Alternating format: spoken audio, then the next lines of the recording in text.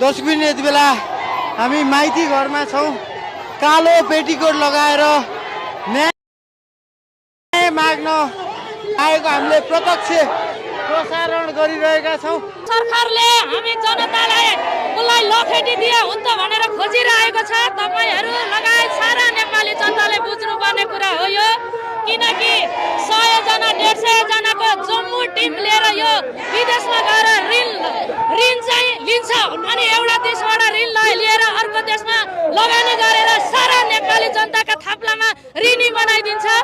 त्यसैले सबै नेपाली जनताले बुझ्नुपर्छ। अनि यहाँ आफू बास बसेको झुपडीलाई चाहिँ दान गरेको जस्तो गरेर जनताका आँखामा छारो हाल्दैछ। तर यसले सम्पत्ति जति आफूलाई पुग्ने आफ्ना 22 पुस्तालाई पुग्ने विदेशमा लगानी गरेको छ। त्यसैले आज हामी अर्धनाङ्गो हुँदाखेरि पनि सरकारले मतलब गरेको छैन। तर हामीलाई पुरै नाङ्गो हुने